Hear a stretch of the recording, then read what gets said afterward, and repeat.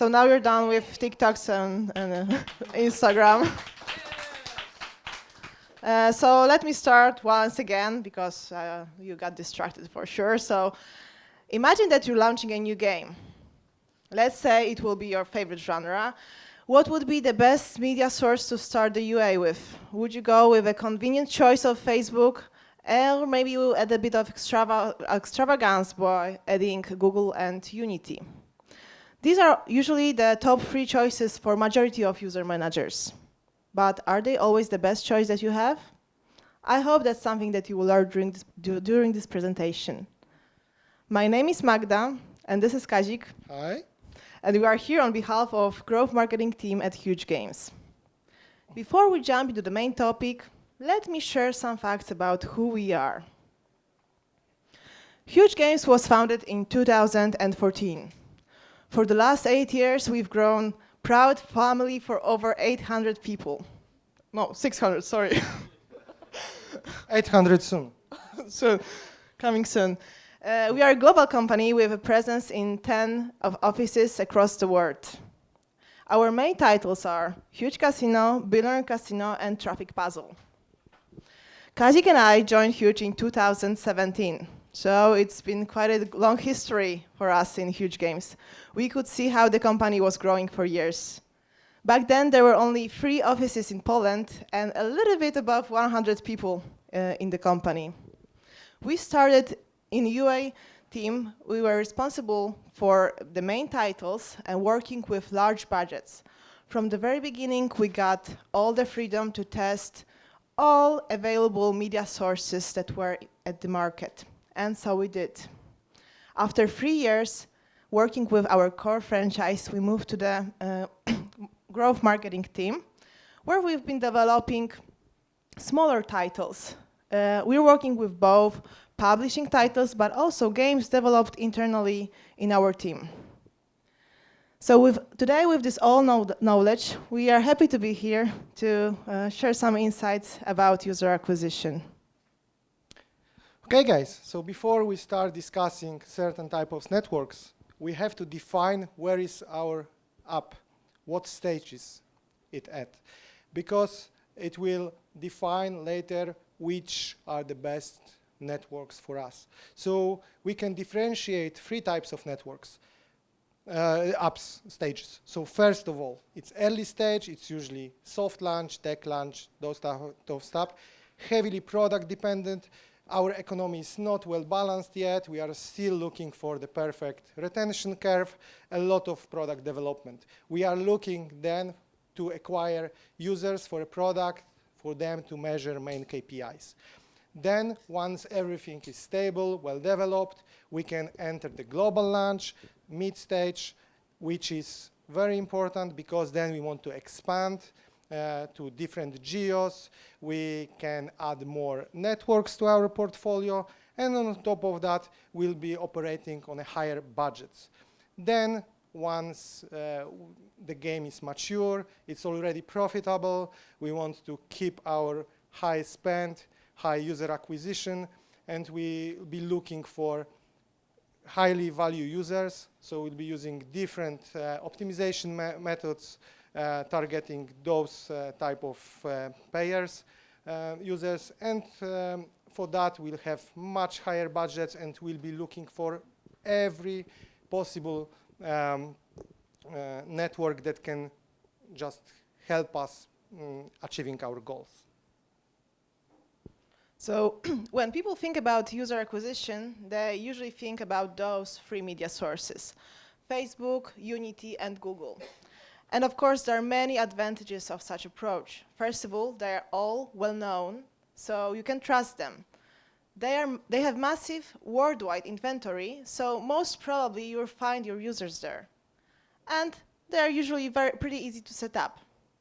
So it's no brainer that the majority of people choose those 3 for their user acquisition strategy. But are they always the best options that they have? Let me walk you through advantages and disadvantages of all of those 3 media sources. Okay, let's start with Facebook. It's a common choice for many of us, and it's not without a reason. Imagine Facebook as a very fancy car with a lot of top-notch features in it. Those features are targeting options. You can target demographics there, you can target interests, you can create your custom audience to look for users that you desire to acquire. All those features that Facebook has, plus different optimization methods, starting from lowest cost campaigns to value optimization ones, it all gives you a big portfolio of tools to achieve your goals. So it's a great choice for all stages of your user acquisition. No matter if you are starting or you are at a big scale, it's a place that you should be. But it also, when you want to scale Facebook, it comes with a price. While scaling, you can experience high CPIs, and you have to allocate a lot of resources into managing it, because it's heavily creative dependent, and while scaling, you will need to create more and more creative campaigns, which will take time to manage. But it's definitely something that we'll recommend, as Facebook asks us to do. We like it. The second popular choice is Unity, and as well as Facebook, it's pretty easy to set up. However, it has only 3 types of targeting. You will see install campaign, retention rate campaign, and ROAS campaigns. But usually, believe me or not, it's enough. You will be able to use this kind of media source throughout your games. And it also has worldwide inventory, so you can basically target any geo that you imagine. There are many optimization methods, but the most important one is that you will optimize on publishing level. You will be able to see all retention rate, number of purchases, ROAS on level of publishers, and then you can exclude it, or you can whitelist it and do all the things that you imagine. And very important thing is that you have control over the CPIs and the budget, so the campaigns will never overspend. And if you wish to pay a certain fixed CPI, then you will find it with install campaign. And the great advantage of this media source is the fact that they have excellent support. So if you need any additional reports or suggestions from the industry, that's something that they will give you. On the other hand, as well as Facebook, they are rather highly creative dependent. So overall, your performance will depend on creative performance. They require manual optimization. So everything that I just said, you will have to do on your own in the dashboard. And at the end, you don't even know what publisher you're blacklisting or whitelisting because of lack of transparency in Unity. Yeah, let's now jump into our favorite one, Google. Google is like heavy steam engine with a very important, valuable card attached to it, which is access to Google Play inventory. We all want to keep buying there. It's the best. And as it goes with, heavy steam engine, it's really hard to put it into the motion. But once it's running, it's unstoppable. And it's similar with Facebook. So what you have to do, you have to invest time and money to make it running, and then it will be your core campaign delivering high-value users. But you have to remember that Google is very sensitive to frequent changes. So both campaign-wise and product-wise. So once the algorithm learn how to optimize, how to find the high-value users for you, if you change significantly your economy in the app, it can derail the algorithm, and you'll lose all the learnings from the previous phase.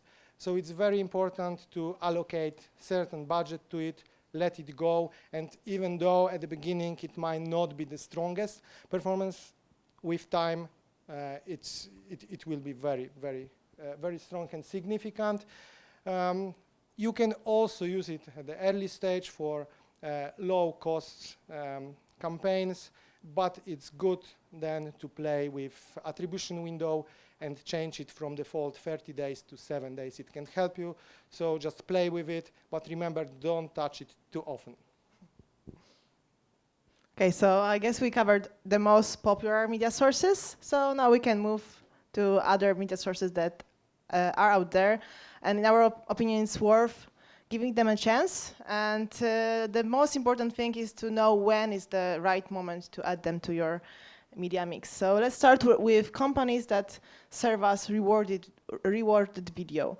There are plenty of media sources out there like IronSource, Uplovin, Charboost, AdColony, Bangle, and of course Unity that we already talked about. And they are all very similar to each other. The biggest difference between them is the inventory that they offer and the scale that they can get. So some of them, they will be able to work on very big scale, but some of them, they will give you stable scale, but not possible to scale without limits.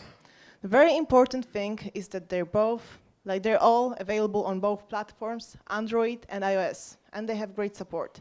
Because you can usually you have control over the CPIs and the budgets, they're great for all the stages. So you can start at the beginning when you're just testing your traffic, or maybe when you're adding more media sources in order to diversify your media channel mix. So now let's talk about Apple Search Ads. It's a great tool for iOS. We all know that, or usually we prefer to start with Android and then stabilize the economy there and then enter the iOS market. But once you're there, Apple Search Ads is a must. Also exclusive access to Apple Search Inventory. Very easy to set up. What's more, you'll have IDFA from those campaigns, which right now, as we know, after iOS 14, it's not that easy to get anymore. And it's available in the main countries, which is great. It's very easy to set up. You don't need any creatives at all. Dashboard will suggest you keywords that the campaign will be optimized towards. So no-brainer. You can work on really small budgets, but at the end, if you want to scale it, which is also somehow limited, it will require a lot of work from you, because then you will have to keep looking for new keywords, for new campaign structure, and then it's very manually and time-consuming. But for sure, for all stages, iOS apps, you should go there. Now, let's move to something more interesting, let's say. It's motivated traffic. We have two types of motivated traffic: discovery apps and offer walls. I will start with discovery apps. This is type of traffic that offers the users reward after the time they spent in your game. But you, as an advertiser, pay for install. It's very important. So those users tend to have higher day one and day 7 retention rate. However, it's very important to keep track on long-term performance, because when they're not already motivated to stay in your game, they tend to churn quicker than usually. So you should compare it to the other media sources' performance. We recommend this type of activity for highly ad revenue-driven apps and for the apps with short break-even goals. As a plus goes the fact that they have many targeting options. You will be able to target gender, age, OS version, different apps, of course location, and many, many others. So at the end you will get an idea what type of users tend to play your game. And I think very important is that there's no need of creative optimization. So from the beginning you will need a video, static banner, and logo, but there is no requirement of optimizing it throughout your campaign life. This type of activity is available on Android only. Because they tend to have different performance than other media sources, especially the lower performance on the long-term run, we recommend to start testing it somewhere in the mid stage when you can already compare the results to the other media sources. And now offer walls. Offer walls are somehow similar, but a little different. I would say it's like catapult. Yeah? Your target is somewhere there. You can just fire it and hope you hit it. What you see at the beginning will be really high performance, day 1, day 7, because users that installed your app from those type of campaigns will be highly motivated to achieve certain goals, so they will play a lot, they will even spend to speed up the progression, and then there is a big question, what will happen then? If they stay with your app because they spent enough time to get addicted to it, or will they just go back to the app that they came from to receive the reward and they will forget about it?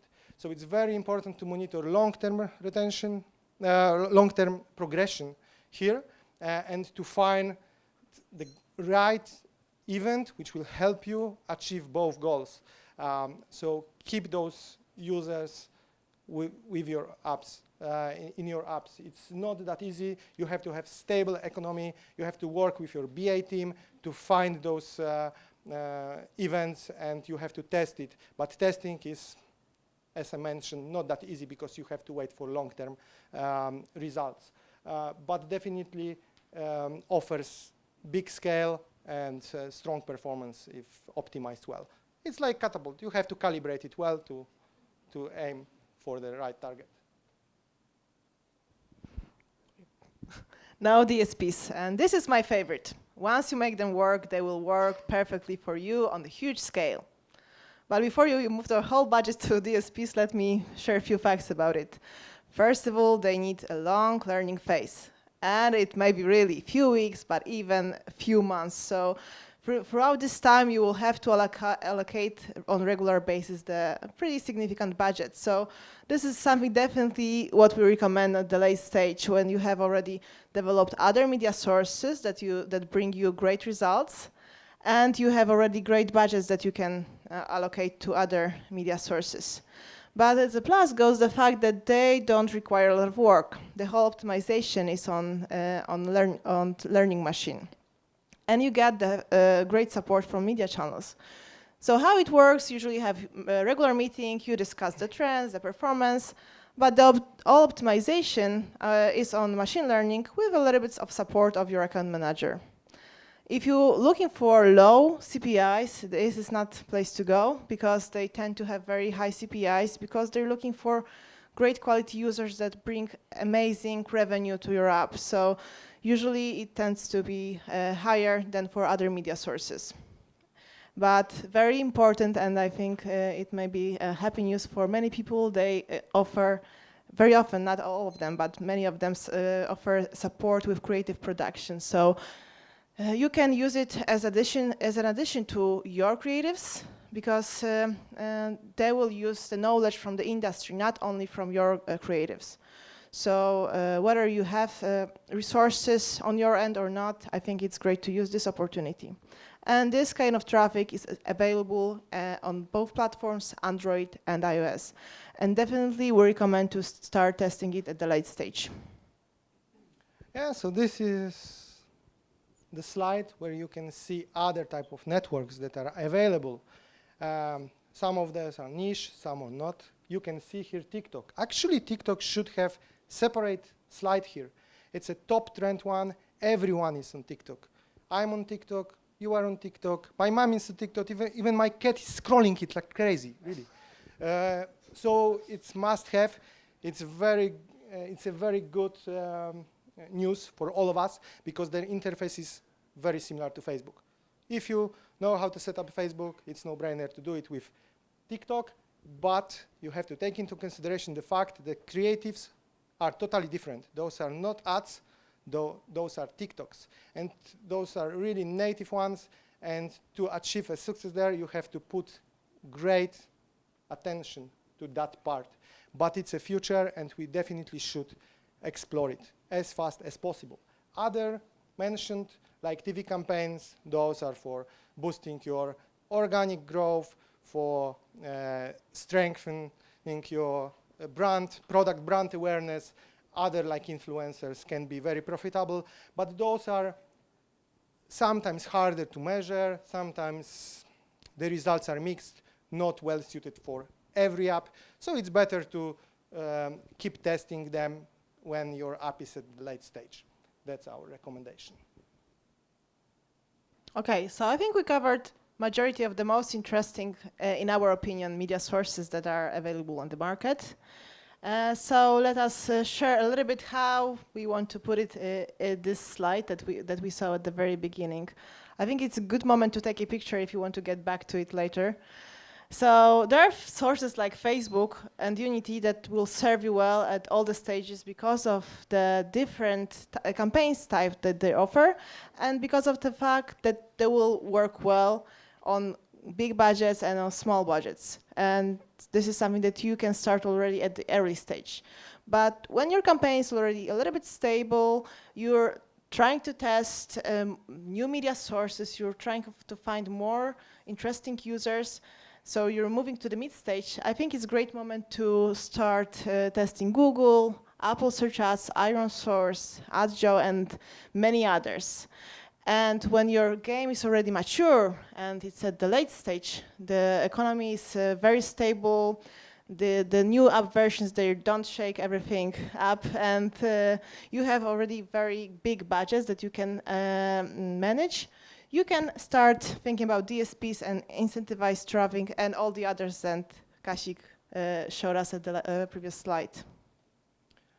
Yeah, so now we have to also bear in mind when starting cooperation with a new partner that there is a lot of offers out there. Yes, probably you've been pitched by many companies, even here at the Digital Dragons. And it's very important to understand what type of network it is, what they offer. You have to be very inquisitive, ask them what's their inventory, what's their machine learning, what partners they work with. Ask your peers. Use that great opportunity that we are offline once again and talk to everyone if they had a possibility to work with certain partners, what are their experience and thoughts about it. With that approach, you'll avoid a lot of mistakes and failures, I would say. So it's very important to do so you can start just after this presentation. Okay, so I hope that you've learned today that there are plenty of media networks that may serve you well and that it's worth diversifying your media channel mix. Here it's this is your takeaways. It's a short list that you should remember before you start the UA activity. First of all, you should understand which stage your game is at. Then you can define your goals, KPIs, and budget. Take into consideration how much time you can engage in data optimization because it might be a very important factor. And then, at the end, you should choose a source that will help you achieve your goals and that you can trust. I hope that you've learned today that Facebook, Google, and Unity are not the only sources, and maybe the answer for the question that I asked at the very beginning will be different after watching this presentation. Thank you very much.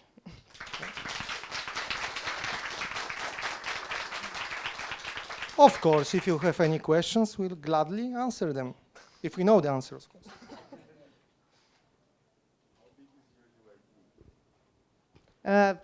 The whole UA team is divided between the growth marketing team. We are like 2 of us and our manager, but there is also ASO team that is a separate team of 3 people.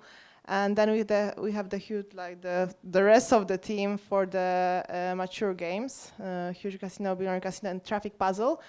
That is separated for social networks and that's search networks and yeah. DSPs and regular. So the whole marketing team is around 50 people, but it includes creative team as well because we have creative team in-house. How long you are willing to wait in Google for the algorithms to catch up until you decide that no, this campaign won't be ever profitable and just kill it? Forever. No, I'm just kidding. Mariusz, close your ears. No, it depends. Of course, if the results at the very beginning are crushing your, imagination on how it should be, you can start changing it right away. But for those like more mature campaigns that you want to scale up, you should wait. You should give it the time. Of course, you can work on smaller budgets. That's recommended. And once you can see the progression, the improved results, then you can slowly scale it. So it depends on your budget, but I would recommend to keep it steadily till you see the results. But of course, it depends if you planning any changes in your product or not. But eventually, it should work. If your economy is strong, it should work. Eventually. It can be weeks, right? Yeah. It's not a fast process. Like, you shouldn't touch it more frequent than once a week. So it takes time, like 1 month, 2 months, sometimes 3 months. It all depends on the app and the type of campaign that you are running, but it requires time. It's the best to consult it with your account manager. What analytics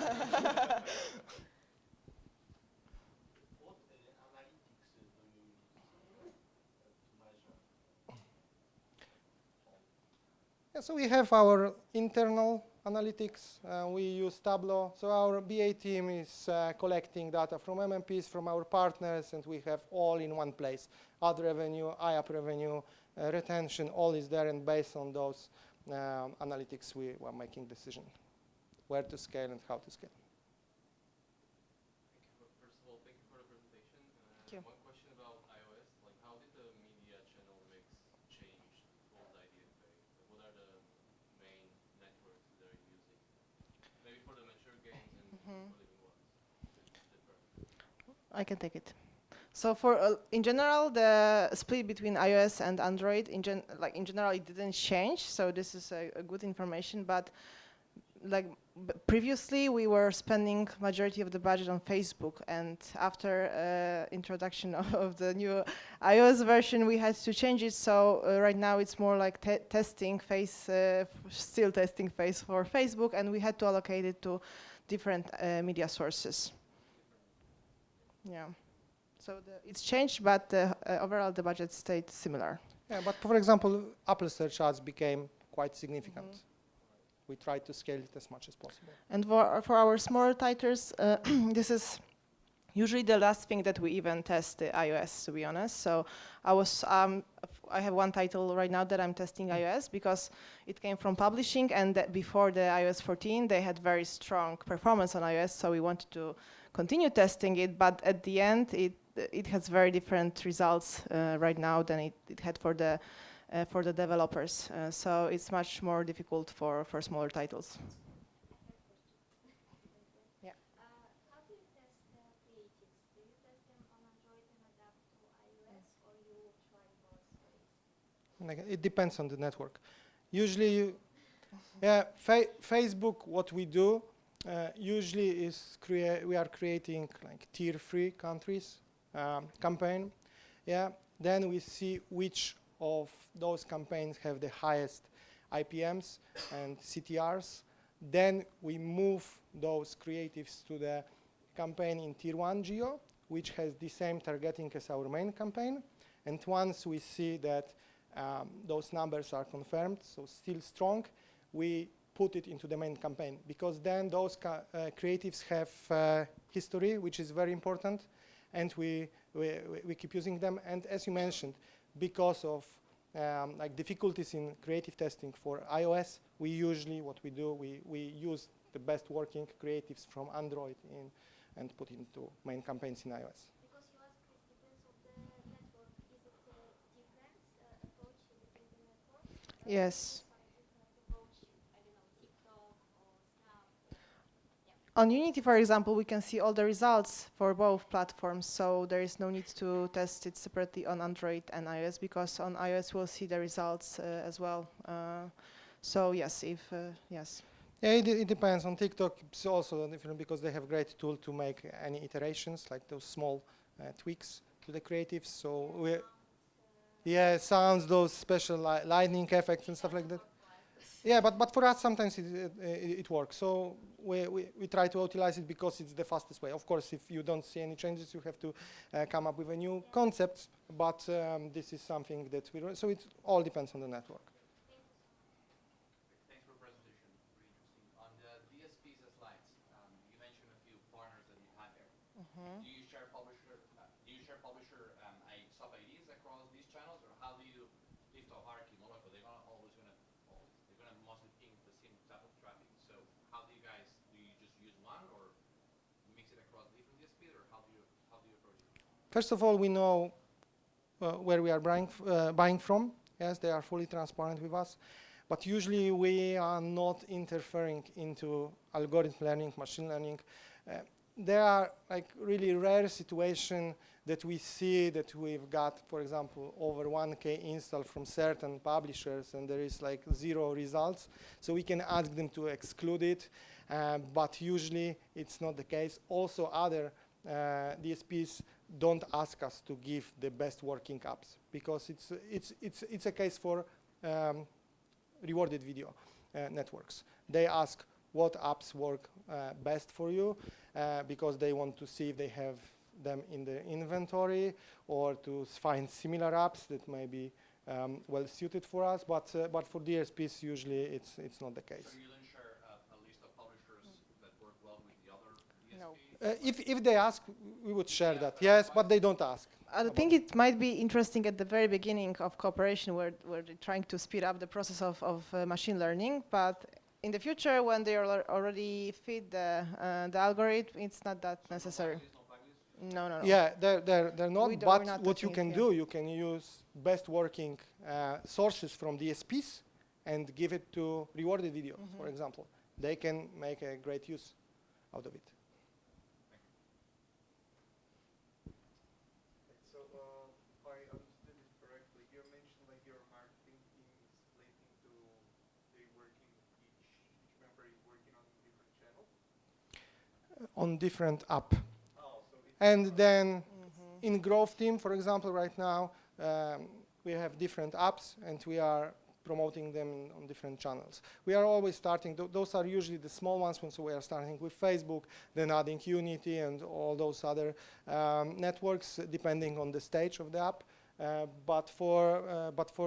I believe it's the same for the mature game team. They just have apps that they're taking care of and they are responsible for all available networks.